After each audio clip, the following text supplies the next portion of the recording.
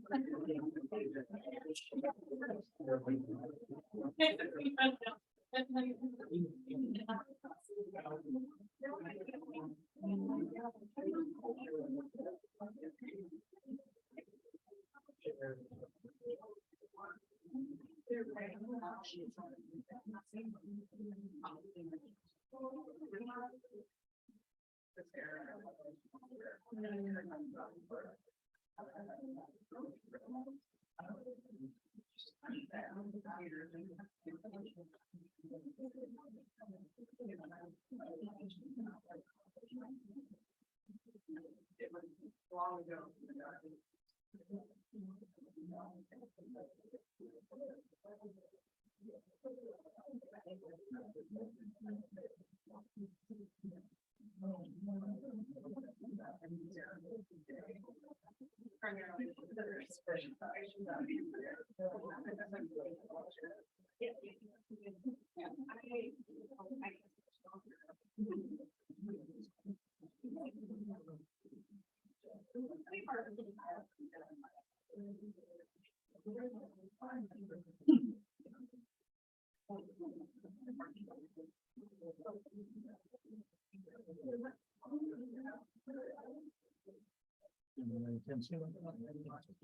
All right, that's fine.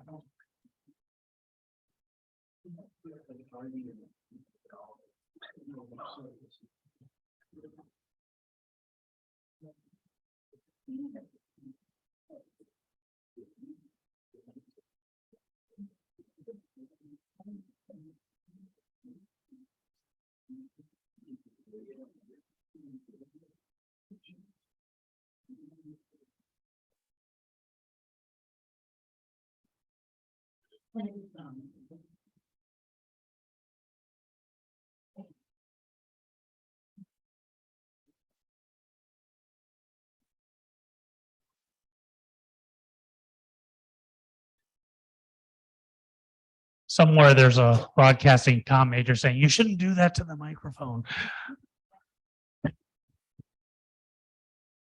Yes, yes, it is.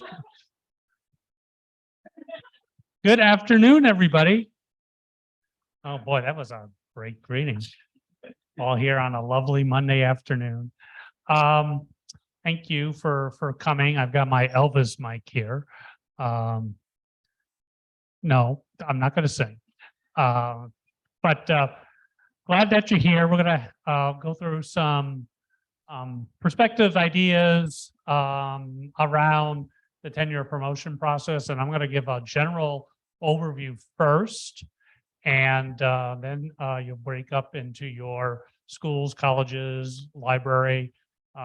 We have rooms here at the end of the slideshow to tell you where to go to get some more detailed information regarding what your own areas might be wanting or needing from your space.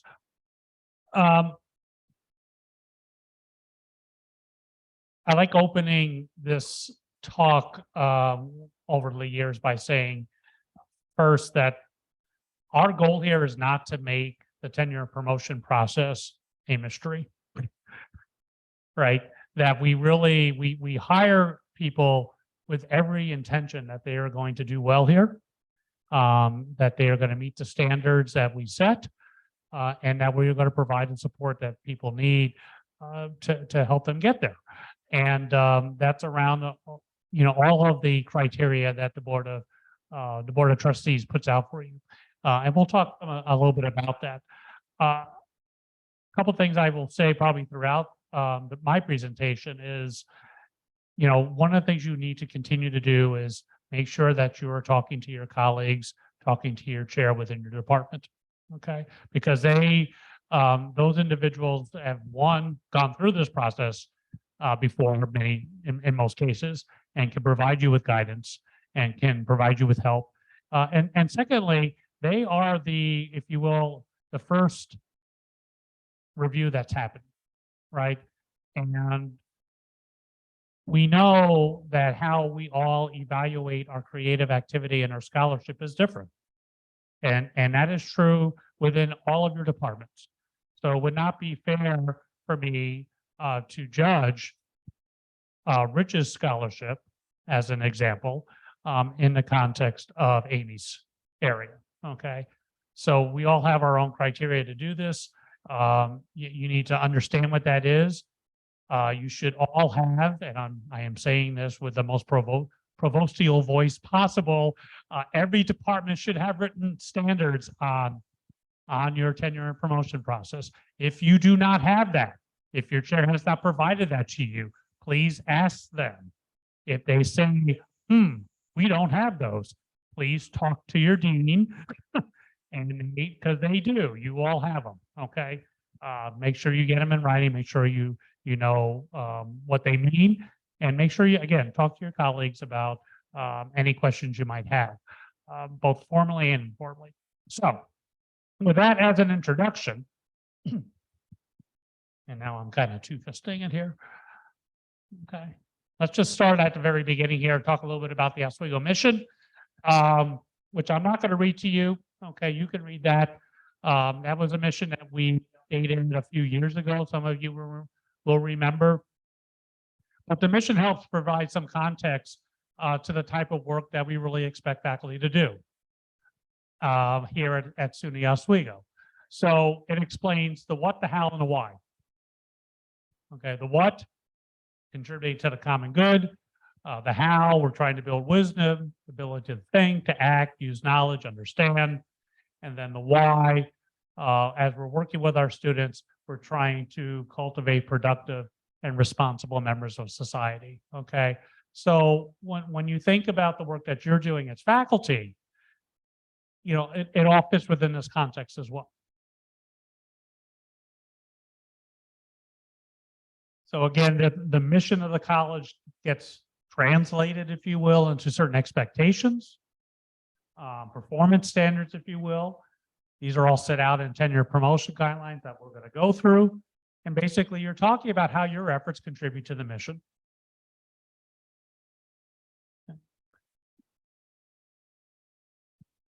Yeah, some of the stuff I've talked about already. Our guiding principles. Our goal is to attract and retain talented faculty. Okay, it starts right at the very beginning. I tell my deans, I think my deans sell their chairs, that the recruitment process is extremely important. The fit of our faculty with the type of institution we are here at SUNY Oswego is extremely important. It's not useful to the institution to have the best researcher in the world if that person is not engaging with our students. Okay. So again, as I talked about, we want you to succeed. We want to clearly communicate general performance standards and criteria that apply across the institution. We provide institutional departmental level of support. We'll talk a little bit about that. We want to follow a clear, fair, and respectful review process. And then we do establish a mentoring process to help you get good guidance. You are more than welcome, and I would encourage you to seek out people beyond your formal mentors. You may even want to seek out mentors outside of your department. That might be a little less threatening in a way to get some advice in that way. So when we look at the Board of Trustees policy, the criteria for tenure promotion is pretty straightforward. There are five criteria. Those of you who've seen me before will know that I say this.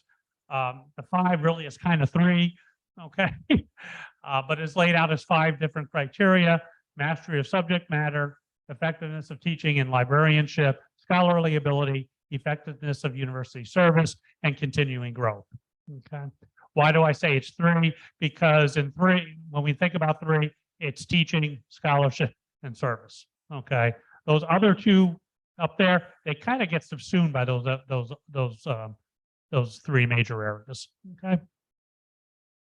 The links are here. This PowerPoint will go out, so don't worry too much about taking notes.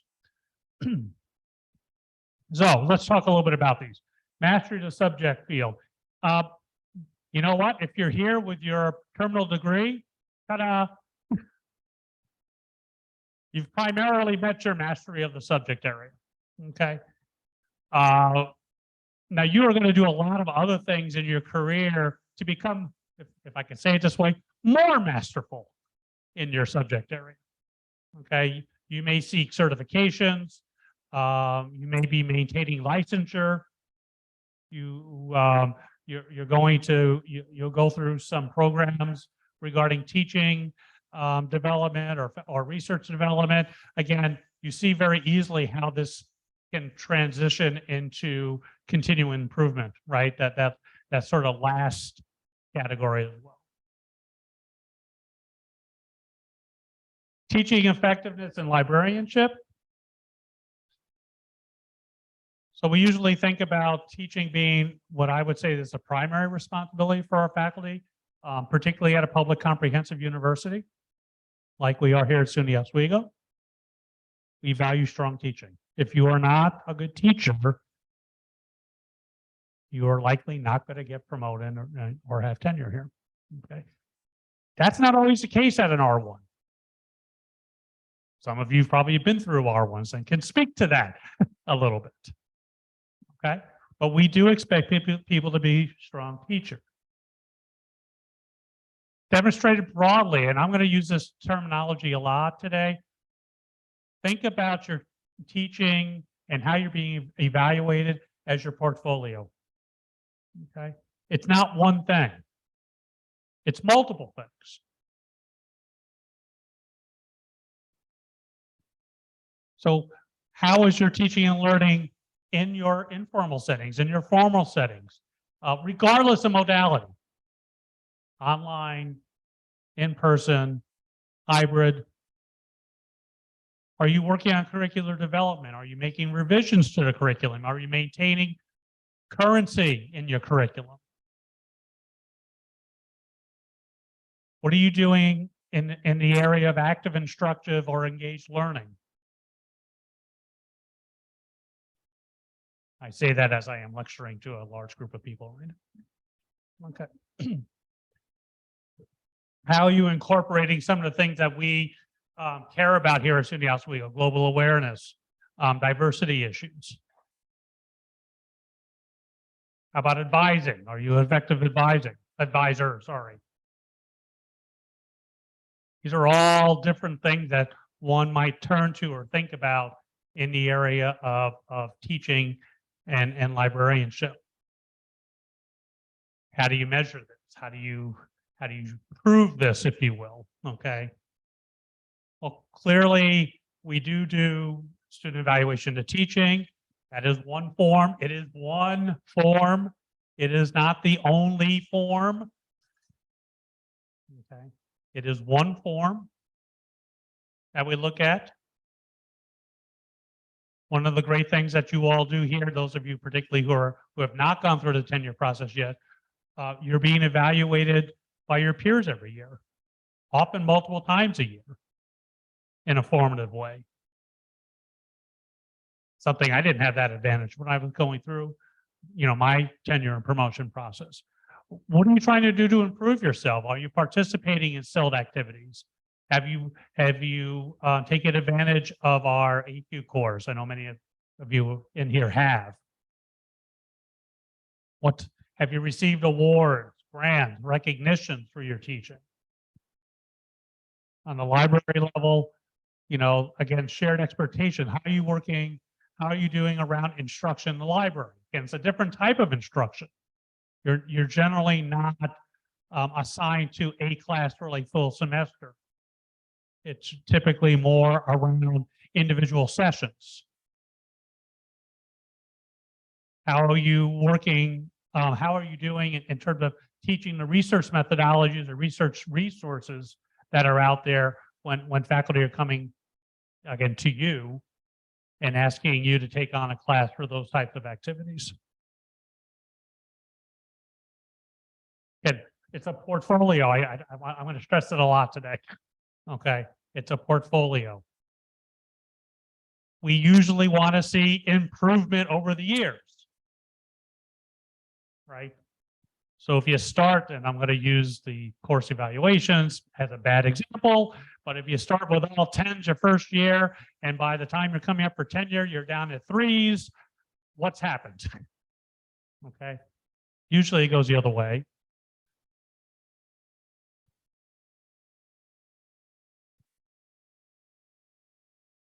If your colleagues are working with you honestly, they should be telling you where you need to improve. Colleagues, work with your faculty honestly. Okay.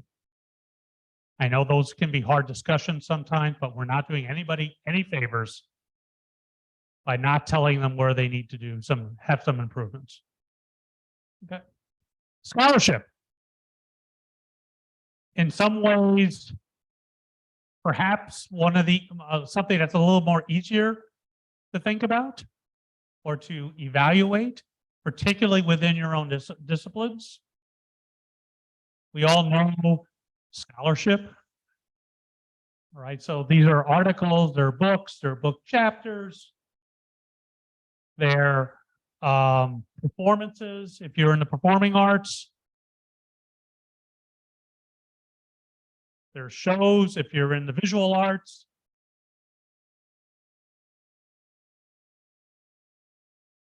Again, the expectations for your scholarships are driven by your disciplinary context. Okay, we as an institution expect different things based on the discipline you're coming out of.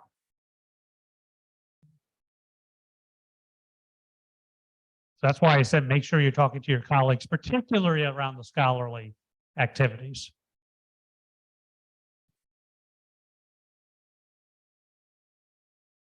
Again, professional recognition, citations. Are you an editor for a journal? Are you asked to review NSF grants? Again, okay, here's that word again. It's a portfolio, right? A portfolio of activity.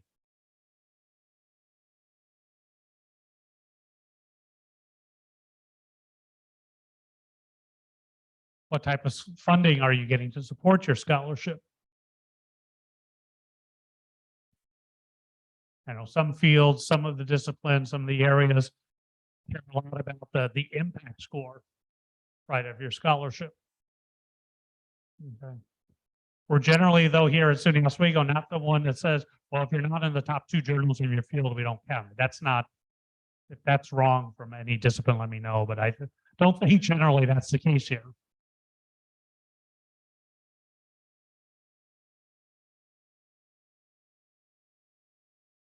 We're still dealing with the pandemic, so I left a slide in here.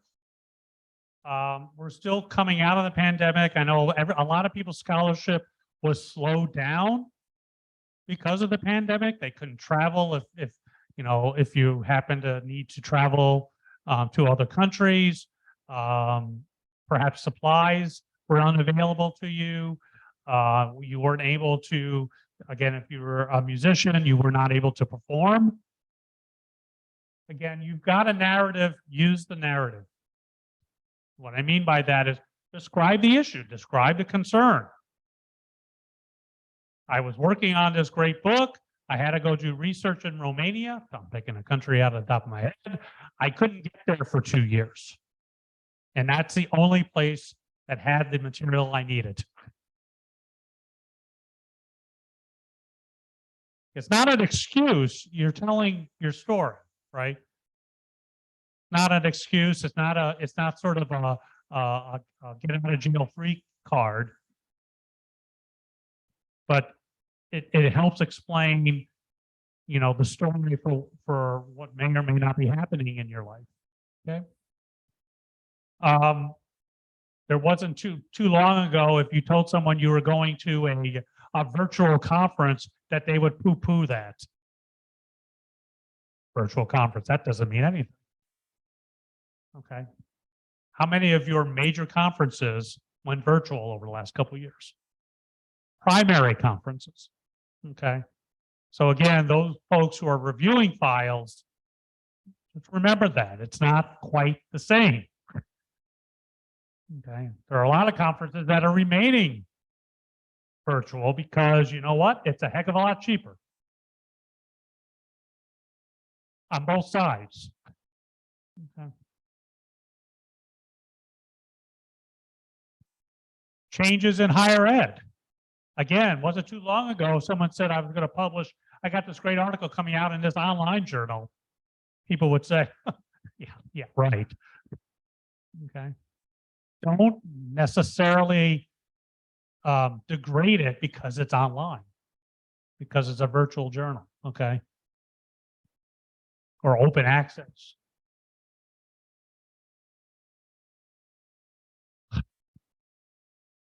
Research Council and me and the deans worked on a document that will be up on my website, the Provost website, to really have people think about different types of research.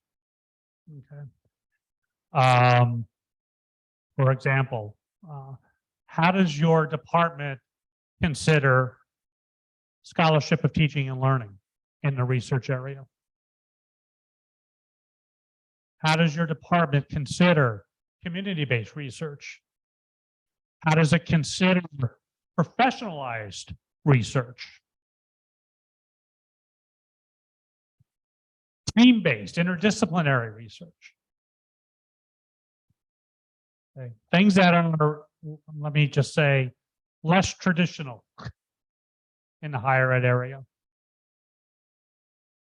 Again, have a discussion again with your chair, with your colleagues around this, particularly if this is an area that you are wanting or have already published in.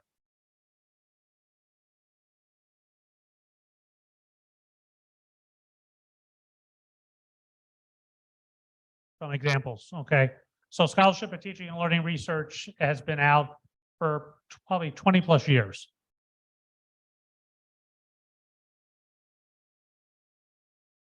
I've published in that space. I know a number of people in this room have published in that space.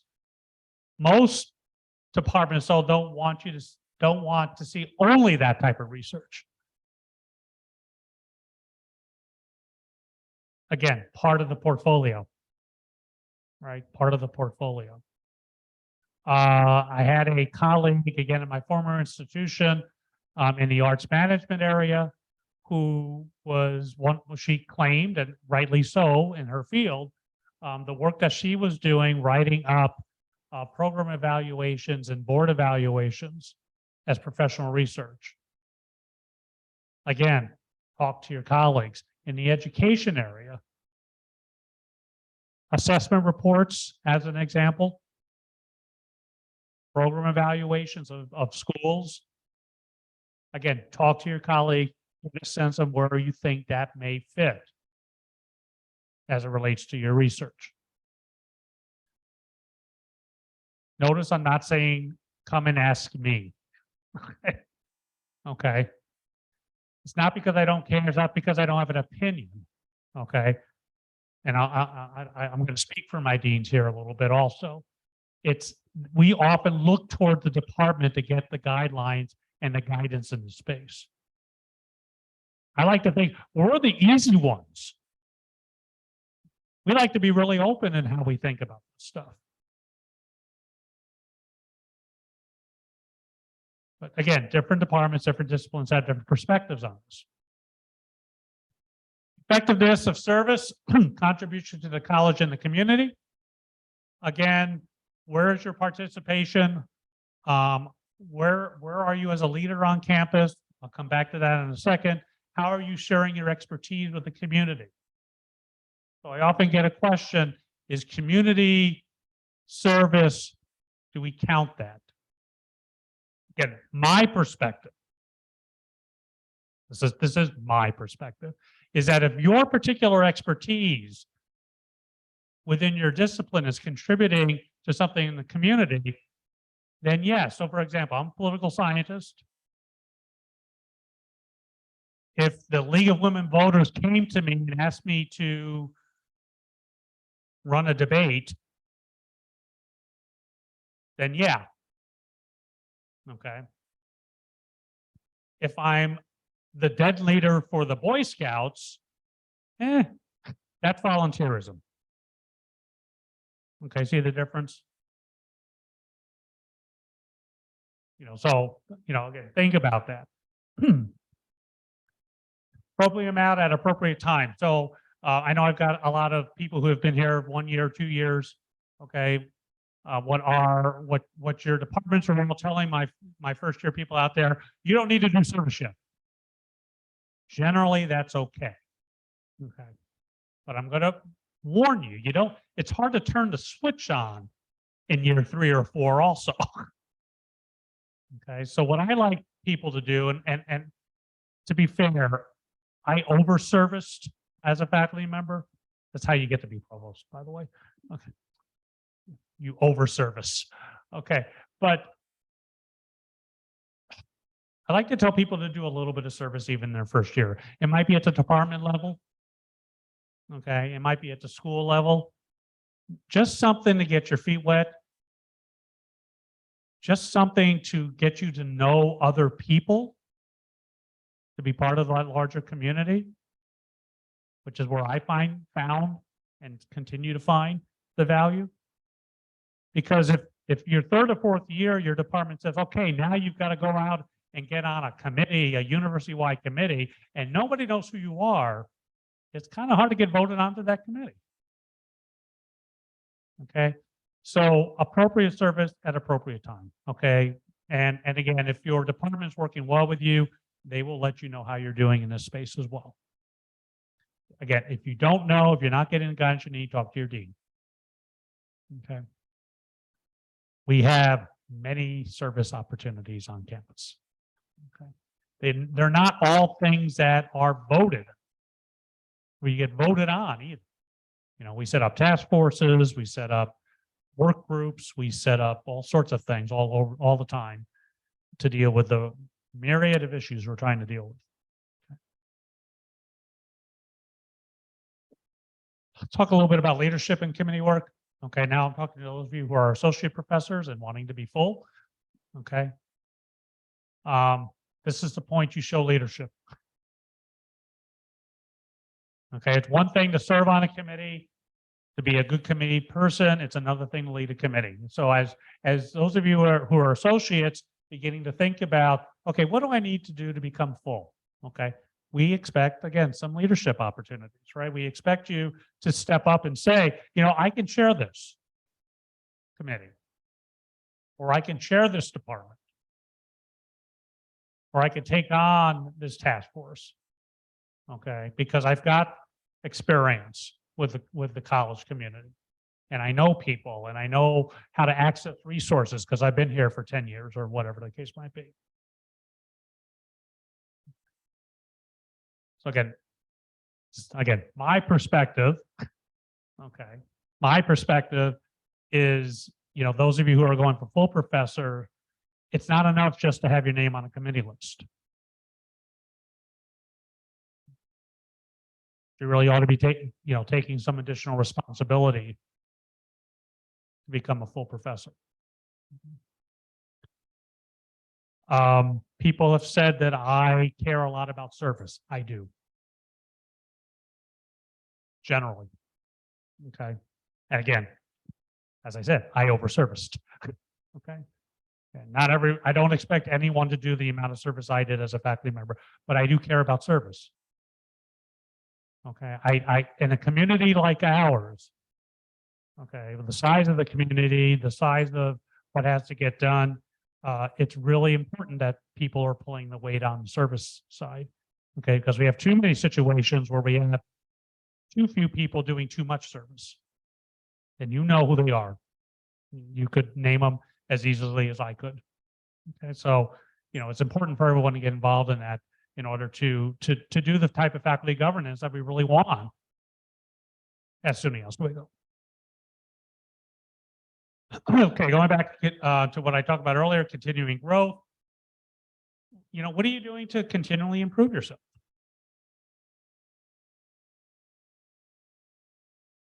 Are you keeping current in the field? Are you working on your teaching? Are you seeking out different types of service opportunities?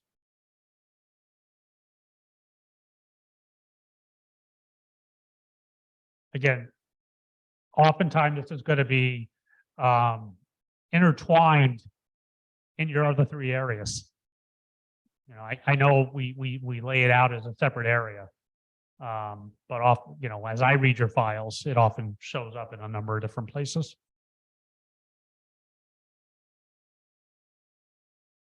Okay. Questions on criteria before I move on?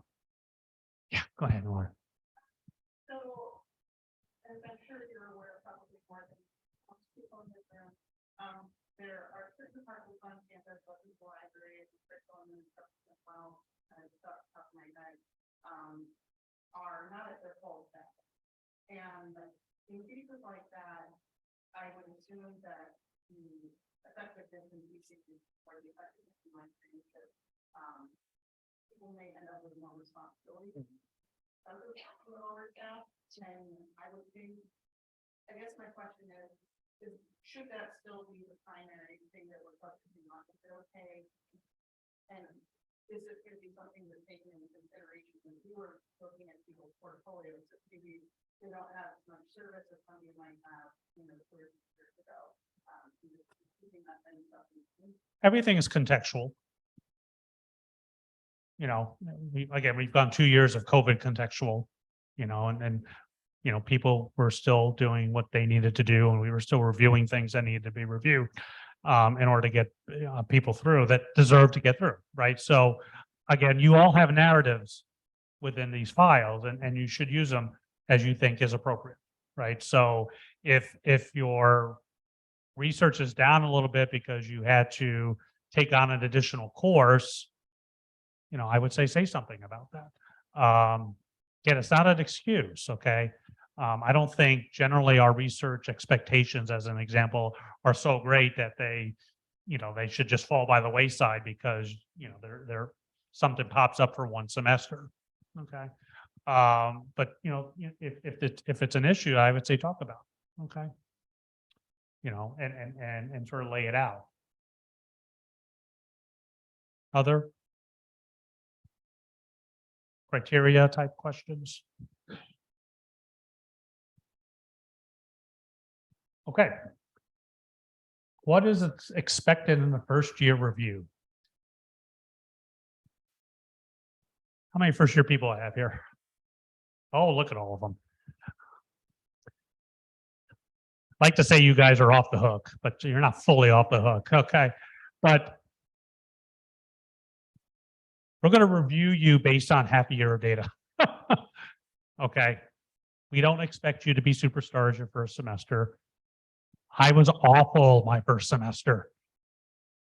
Okay, I've told people this story. My evaluations, we used a 10-point scale or like an average of a 6.2. Okay. I discovered PowerPoint, which was a big mistake. Okay. I was put in at least 2 courses that I hadn't had coursework in like 8 years. Okay. And my orientation for my job was, here's your keys. If you need anything, we're down the hall. Okay. And then I was put into 2 courses of 120 students and another one of 40. And the 40 was my small class, quote unquote. Okay. So we do not expect you to be superstars yet. We expect you to be focused on your teaching. We expect you to be trying to maintain some semblance of your research, particularly in your first year. What does that mean? I mean, those of you who have finished your dissertation, what are you doing with that? You know, are you turning it into a book? Are you beginning to publish articles out of it? Are you maintaining relationships with your former colleagues at the R1 you came out of? What are you doing in that space? For teaching, I would say, how are you engaging with that? Are you experimenting? Are you looking at those experiments? Or are you just sort of saying, hey, let's try this for a day and see what happens? Okay. Or are you assessing? So talk about that as you're thinking about your narrative. But again, as I said before, most of the departments here are not going to really, put you into a lot of committee work at this point, and they shouldn't. Are you a good colleague? Okay. That doesn't mean you just sit there and don't say anything, by the way, in my opinion. Okay.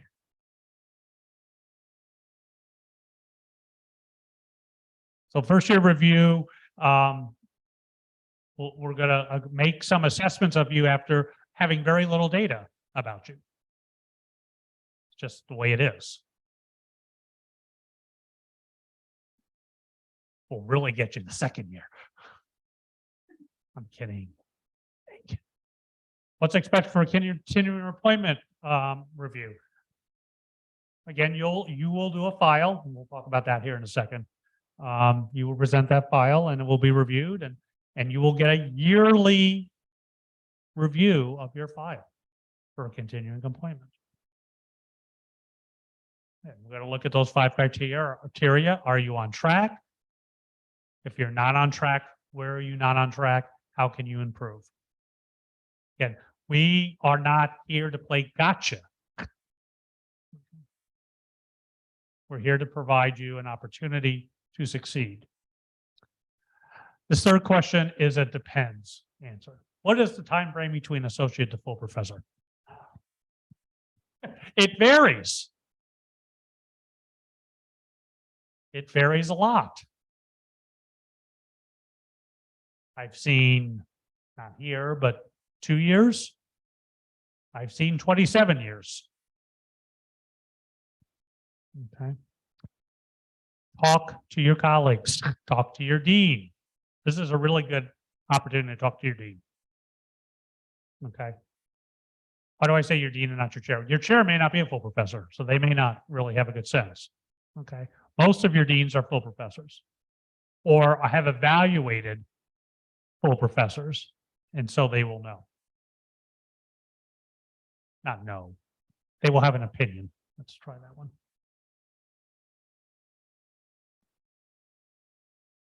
So there is no real timing on this. Can I get an extension for tenure? Yes and no. Okay. Not willy-nilly.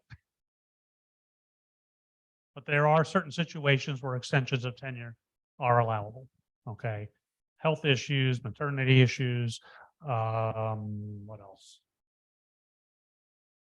Yeah, those are the major ones. Or COVID, yes, COVID, sorry, thank you. That's a major. Yeah, we are still in the extension for COVID. Those of you who have been here prior to this last year. Those of you who started this year, no, I don't think. Okay, but those who were started the year before last, yes. Okay. There's an automatic extension unless you decide not to. Most people have decided not to take the extension, the quote unquote COVID extension.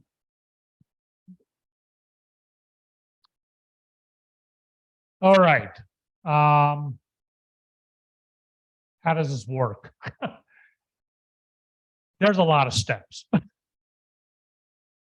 It takes a full year. Just accept it, move on. Okay.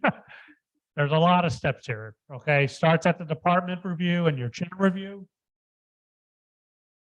Well, let's step it back. Before even that starts, you got to create a file. I'm talking now for a promotion here. You've got to create a file. We'll talk again. I've got a slide on the file here in a second.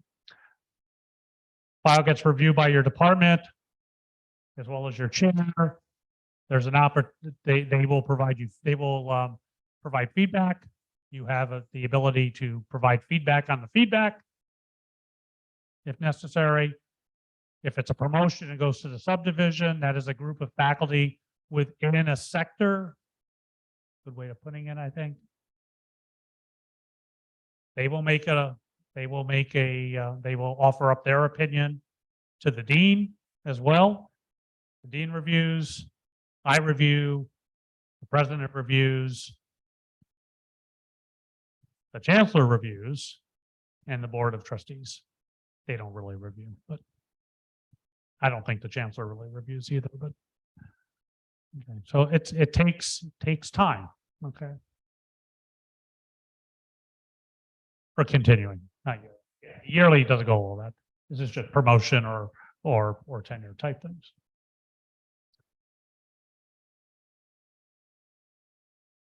Again, departmental reviews key. Talked a lot about that already. Seek out good role models as mentors.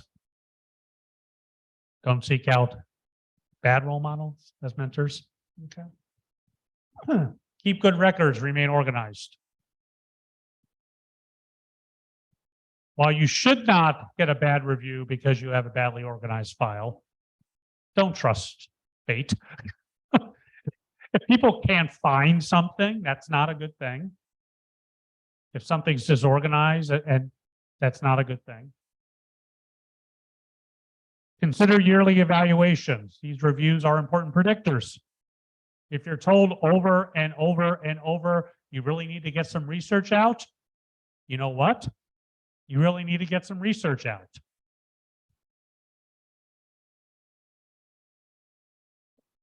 Again, be proactive.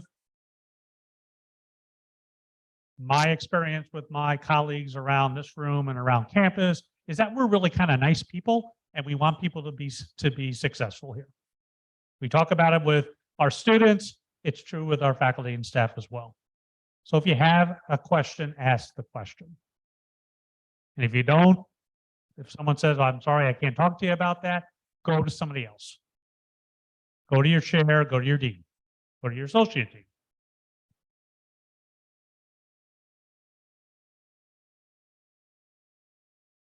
Talk a little bit about your folders. Okay, so we use a Google Docs system for generally for reviewing people. This has been my bane of my time here is the labeling of these damn files. Okay. Oh, class sets them up for their faculty. Thank you, class.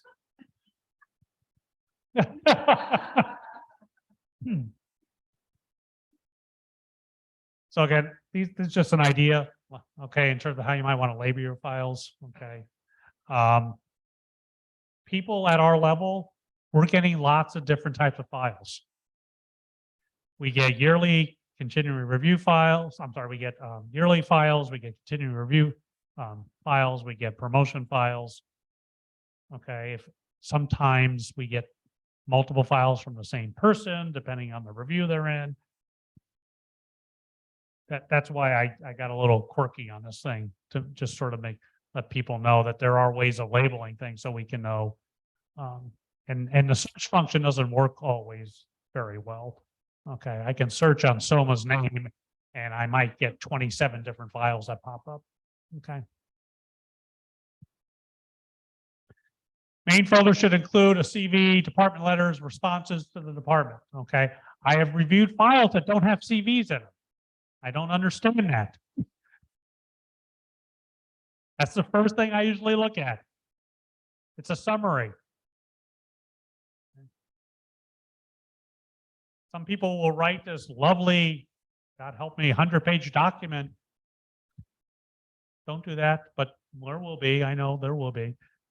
Okay, but there's no CV. Okay, please include a CV.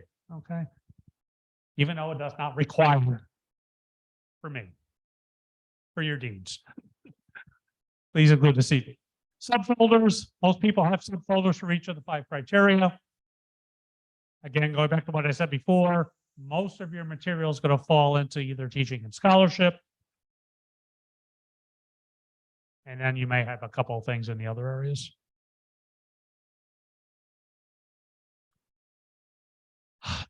Last bullet or last sub bullet I put on the teaching folder is just something that just has come to me over the last couple of years. A lot of you will provide me your student evaluations of teaching, which is great. Okay. You should. Okay. That's a lot of stuff. If it's 6 or 7 years of teaching and you've taught, 6 to 8 courses a year, that's a lot of stuff. Okay. And again, this is just a trick that I learned when I was going through these processes. I would actually create a little Excel summary of my teaching. Over the years, you can see easily where improvements have happened. So you can take a quick look at that as a reviewer, and then you can sort of dig in as you feel like is necessary. Okay. Just an idea, again, not a requirement, just something to make things a little easier to review. Dates. I'm not going to go through all of these. I'll give you a little sense of how we work here.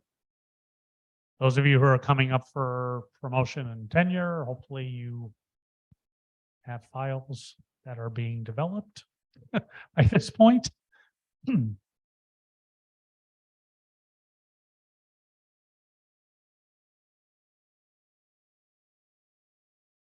sorry, that was first or second year. So a lot of you are going to be going through first, second year review now. I don't want to say this without. If you're in your first year, again, I shouldn't see a 100-page document from you at this point. I've been working or trying to work with the deans. I've been working with the deans to encourage them, to encourage you to not write so much. Okay. In your file. Okay. And again, I'm trying to save you work. I'm trying to save us work too, but I'm really trying to save you work. Okay. For promotion, 3rd year, continuing appointment, dates are a little bit different. Let me explain something about, oh, I'm sorry, go ahead, Laura. Just a quick FYI, increase is part of the teaching date. So if you have if you are in 3rd year or after the 3rd, you're aware of that. So if you don't want to work on that date.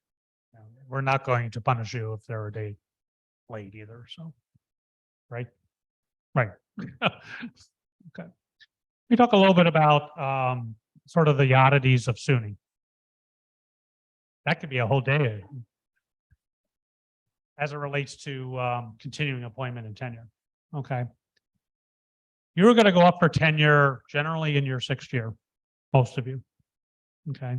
you will go through the process. You will get reviewed by your department. You will get reviewed by the deans, by myself.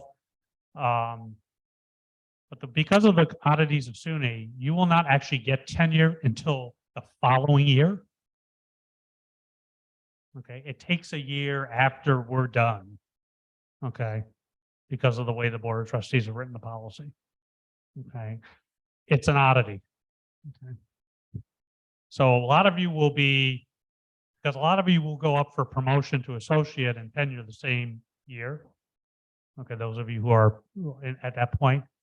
So you will probably have a year where you're an associate professor without tenure, if that makes sense. At least officially not having tenure. Okay. Don't get weirded out by that. It's just sort of the oddity of the way SUNY does things. Okay.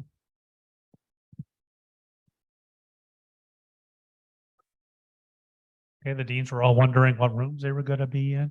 Let me see it. You're all going to break up, but before you do, any questions, comments that I can help you with? While I complain sometimes about the 100-page documents, I really love watching and reading what you all are doing, and really appreciate the work that you do put into these activities. And it really, it's really amazing to me. It's really actually kind of fun to go through tenure and promotion files to see the level of activity that's going on. So while I don't want to read a 500-page treatise of that, please know that I do enjoy seeing all the great work that you're doing. So if there are no questions for me, which there doesn't appear to be. Okay.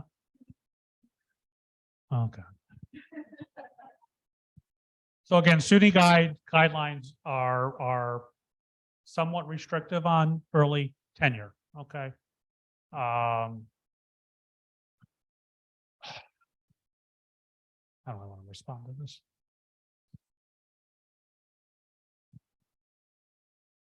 SUNY guidelines says that you cannot be tenured until your 7th year, generally. Okay.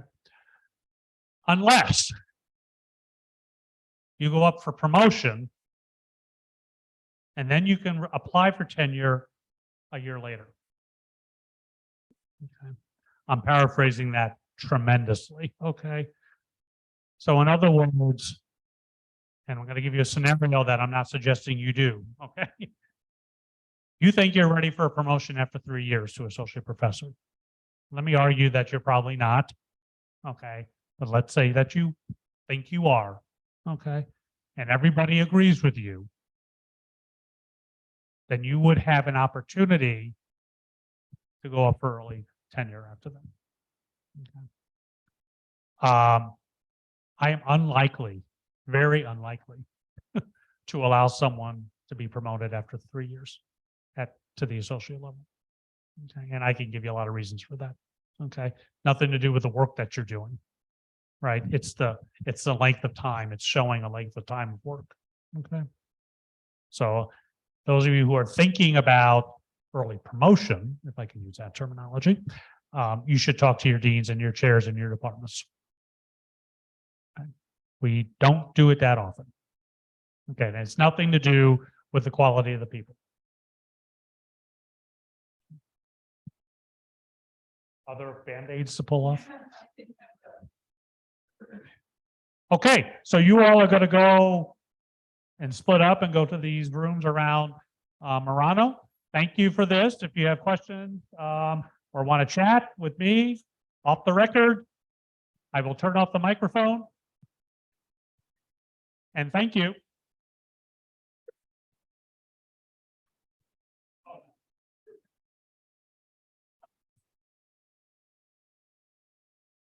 Yeah, I will want that. Do you want me to keep recording in your instance, or do you want to set up a record in my? Well, I wasn't sure if It's up to you. everyone did the point out we're going. I am. You are, okay. And I don't care who watches it, if they want to will. like, Well. you want to stop and restart? Okay.